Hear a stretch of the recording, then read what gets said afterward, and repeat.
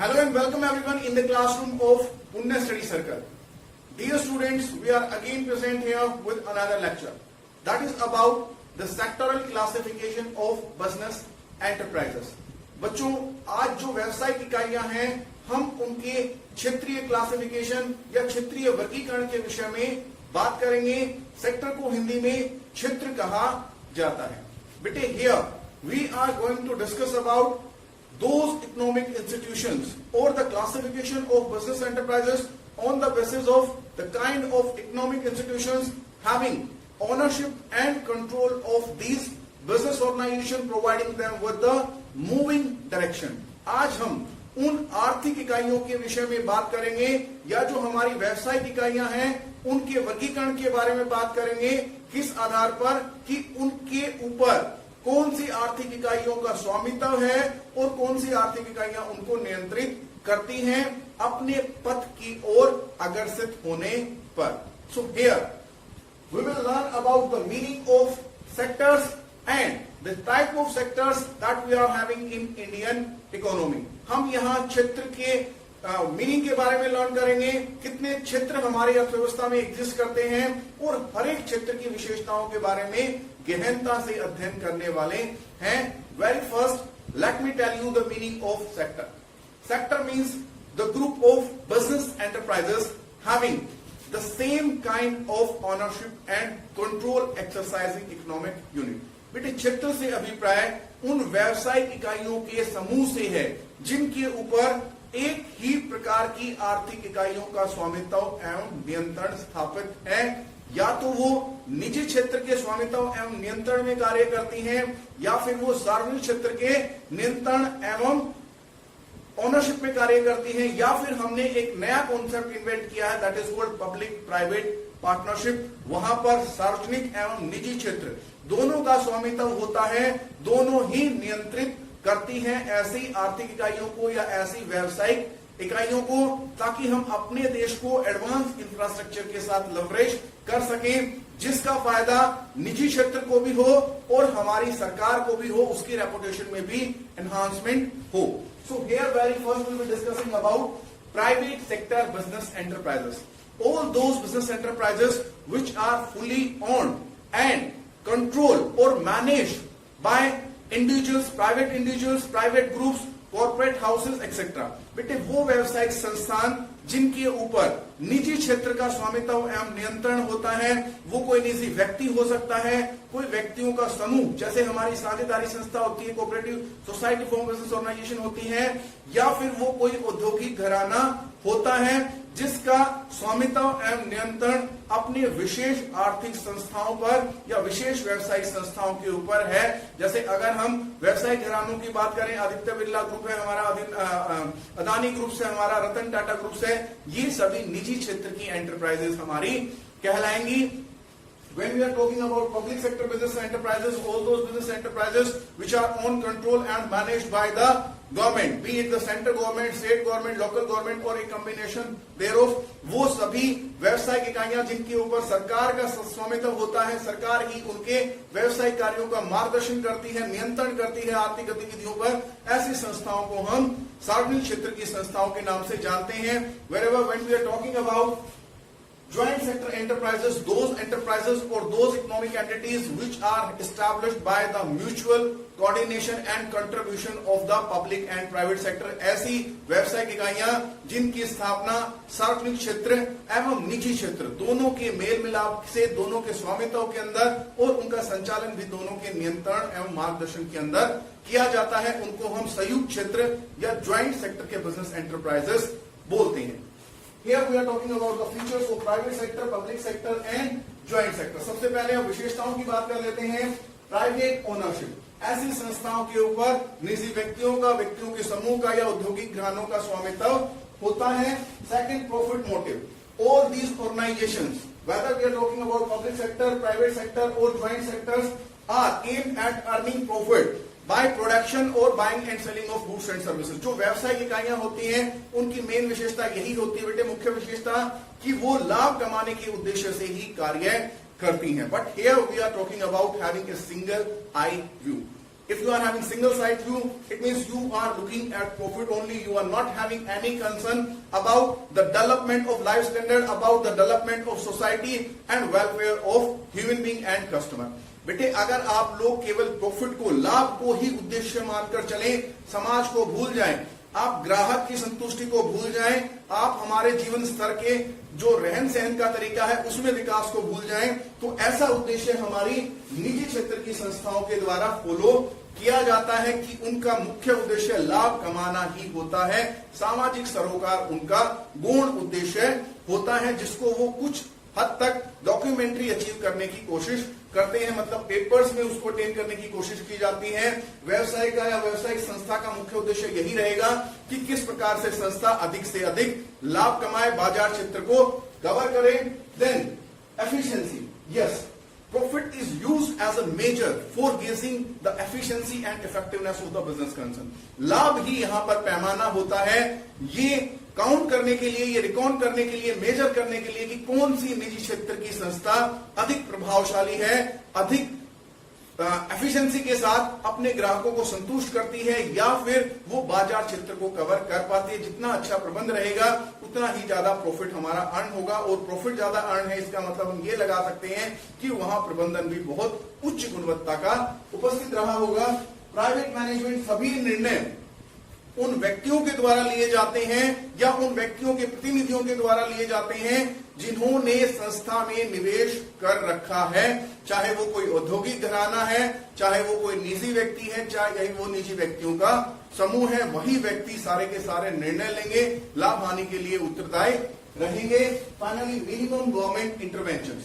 बेटे जो हमारा प्राइवेट सेक्टर होता है, in this we are having both kind of enterprises, public enterprises as well as private incorporated enterprises and corporated enterprises। बेटे वो enterprises जो हमारी रजिस्टर्ड हैं जिनको हम इनकॉर्पोरेटेड एंटरप्राइजेस बोलते हैं, और वो एंटरप्राइजेस जिनके लिए रजिस्ट्रेशन अनिवार्य नहीं होता है हम अनइनकॉर्पोरेटेड एंटरप्राइजेस बोलते हैं।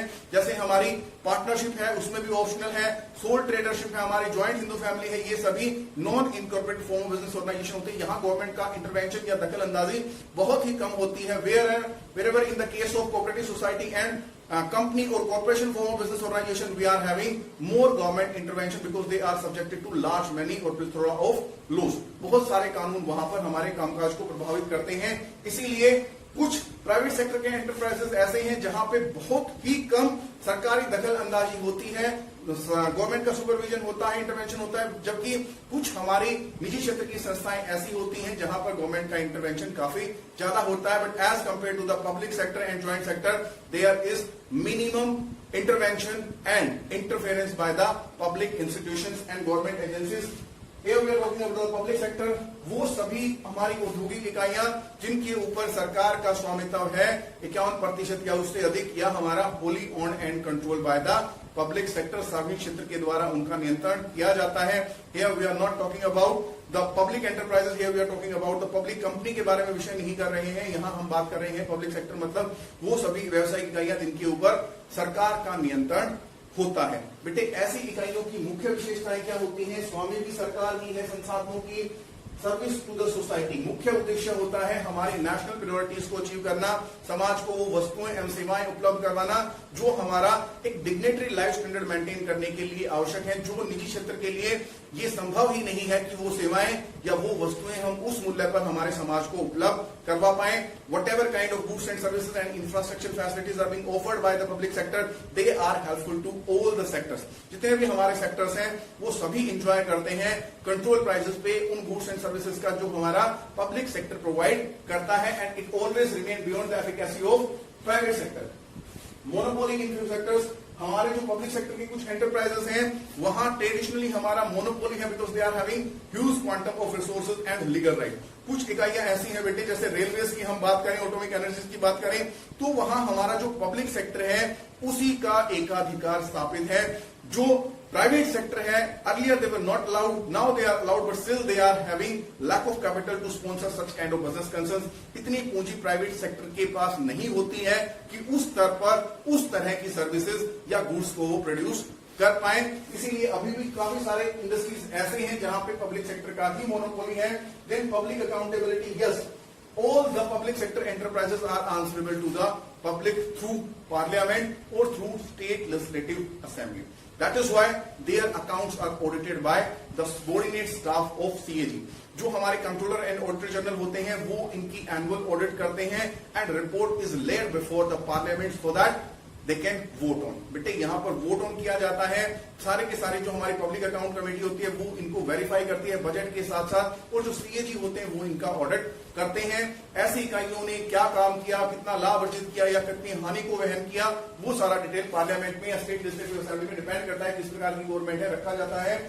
And bureaucratic structure, that means The structure of administration is going to be bureaucratic. जो हमारा ब्यूरोक्रेटिक स्ट्रक्चर है जिसका इन्वेंशन जर्मनी में हुआ है, मैक्स वेबर के द्वारा किया गया है, मतलब लाल फीताशाही मिलेगी आपको, रूल्स एंड रेगुलेशन पॉलिसी के अकॉर्डिंग ही काम होगा, चाहे हमारा काम कितना भी डिले हो जाए. ये सबसे ज्यादा इनएफिशिएंसी क्रिएट करता है पब्लिक सेक्टर एंटरप्राइजेस के अंदर. यहाँ जो एम्प्लॉयज है उनका अप्रेजल भी बहुत ज्यादा ट्रेडिशनल टेक्निक से किया जाता है. That means even if they remain absent on their work they are shown as present. आप लोगों को पता ही है जो गवर्नमेंट स्कूल्स होते हैं, हमारे गवर्नमेंट हॉस्पिटल्स होते हैं, किस तरह का माहौल वहां पर होता है. पब्लिक को कितना ज्यादा टाइम वेस्ट करना पड़ता है, कितने ज्यादा रिसोर्सेज वेस्ट करने पड़ते हैं ऐसे इंस्टीट्यूशंस के साथ डील करने में.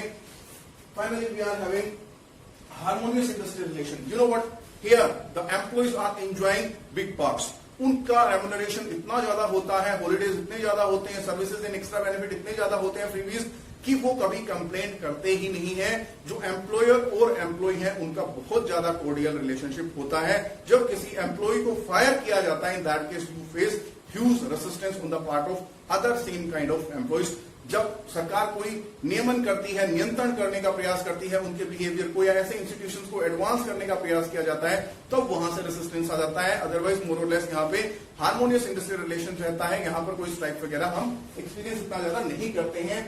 Here after we are talking about the joint sector, जो हमारा संयुक्त क्षेत्र होता है, very first it is established under the joint ownership of public and private sector so that we can remove the inefficiency of private sector, that is about exploitation of natural resources and customers, and also the public sector, that means inefficiency in the administration. इस प्रकार की जो संस्थाएं हैं वो private और public sector की जो कमियां हैं उनको दूर करने के लिए स्थापित किए जाते हैं ताकि हम अच्छी बढ़िया मैनेजमेंट को एक्सपीरियंस कर सकें और बहुत सारे संसाधन हमारे पास रहे. ना तो हमारे प्राकृतिक संसाधनों का दोहन हो, ना ग्राहकों का शोषण हो, और हमें अच्छी एफिशिएंट मैनेजमेंट भी मिले. जो कर्मचारी हैं उनके बिहेवियर पर नियंत्रण भी रहे. What kind of objective they are going to serve? They are going to provide our country with the technical know-how, the advanced infrastructure which will increase the efficiency of having more economic growth to the private sector enterprises as well as public sector enterprises, besides improving the growth and image of government. बेटे इस प्रकार की जो संस्थाएं हैं उनका मुख्य उद्देश्य होता है कि हमारे देश को टेक्निकली एडवांस बनाएं. जो इंफ्रास्ट्रक्चर है, चाहे वो सोशल इंफ्रास्ट्रक्चर है या इकोनॉमिक इंफ्रास्ट्रक्चर है, उसको काफी ज्यादा एडवांस बनाया जाए जिससे पब्लिक और प्राइवेट सेक्टर की आर्थिक गतिविधियों को तेजी मिले. उसके साथ साथ हमारी जो सरकारें हैं उनकी ख्याति में भी वृद्धि हो. जनरली इस प्रकार के एंटरप्राइजेस को हम इंफ्रास्ट्रक्चर प्रोजेक्ट्स को डेवलप करने के लिए, जहां गेस्टेशन पीरियड बहुत ज्यादा होता है, हम ऑब्टेन करते हैं. इस प्रकार की बिजनेस ऑर्गेनाइजेशन को प्रेफर करते हैं. Effective private sector management and public sector resources. Public sector के पास बहुत सारे संसाधन हैं लेकिन जो मैनेजरल इनएफिशिएंसी है उससे वो बहुत ज्यादा प्रभावित होता है, सदुपयोग नहीं कर पाता. प्राइवेट सेक्टर के पास मैनेजमेंट अच्छी होती है but they move for profit motive. वो केवल प्रॉफिट को ध्यान में रख के चलते हैं. इसीलिए हमने दोनों को क्लब कर दिया कि ना तो यहां पर किसी का शोषण होगा और ना ही संसाधनों का दुरुपयोग होगा. इसलिए हमने ज्वाइंट सेक्टर को इंट्रोड्यूस किया. Solution to the problem of exploitation by private sector and inefficiency of public sector. जो हमारा सार्वजनिक क्षेत्र है उसके यहाँ जो इनएफिशिएंसी पाई जाती है, हमारे जो कर्मचारी होते हैं, जो रिसोर्सेज होते हैं उनका पूर्ण प्रयोग नहीं कर पाते, और जो प्राइवेट सेक्टर ग्राहकों का शोषण करता है या अर्थव्यवस्था की गति को धीमा कर देता है, ब्लैक मार्केटिंग करता है, होर्डिंग करता है, उन कमियों को दूर करने के लिए हमने ज्वाइंट सेक्टर को इन्वेंट किया है. These kind of projects are very limited in their number. बहुत कम प्रोजेक्ट्स हमारे पास हैं, अभी काउंटेबल प्रोजेक्ट्स हैं, लेकिन in the time to come we are going to experience more project and more business entity under joint ownership. This is all about the sectoral classification of business enterprises as well as type of sectors that we are experiencing in our Indian economy. I'm sure that you have enjoyed this lecture. So don't forget to subscribe our channel, like our videos and share our video. Thank you very much for watching us. Have a good day ahead.